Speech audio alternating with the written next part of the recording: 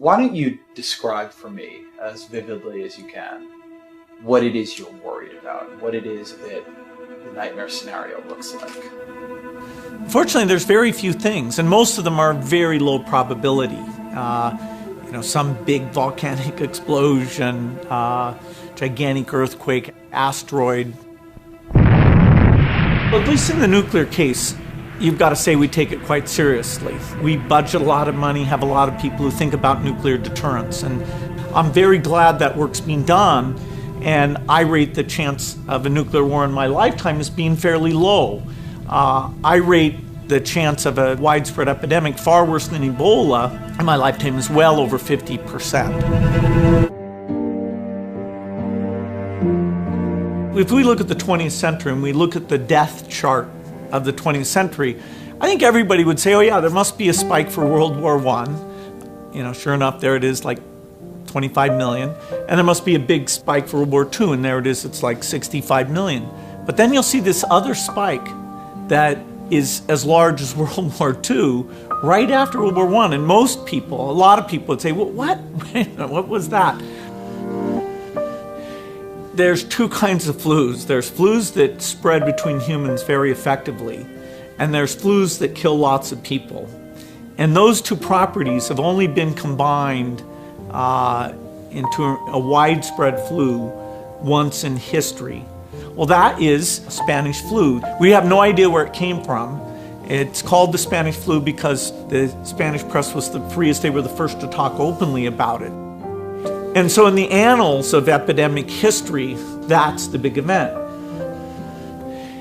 I funded a disease modeling group that uses computer simulation, and that work has been phenomenal in helping us target our polio eradication resources and which parts of Nigeria should we work harder on. And it's very natural, if you have a group like that, to say, hey, look at something like a Spanish flu in the modern day. Health systems are far better. And so you think, hey, that wouldn't be very bad. Well, we tried it, and there are some assumptions we had to make. But what we showed is that the force of infection because of modern transport, which compared to 1918 is over 50 times as great. And so if you get something like a flu, and you look at that map of how within days, it's basically in all urban centers of the entire globe, that is very eye-opening. That didn't happen with Spanish flu in the past.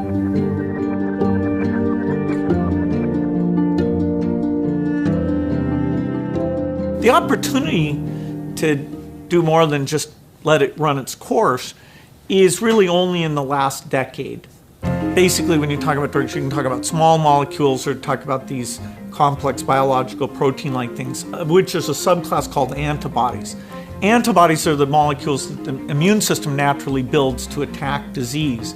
Today, the idea that somebody says, oh, here's an antibody, make a lot of it, make it very quickly, that's right on the cutting edge. And the Ebola epidemic showed me that we're not ready for a serious epidemic, an epidemic that would be more infectious and would spread faster than Ebola did.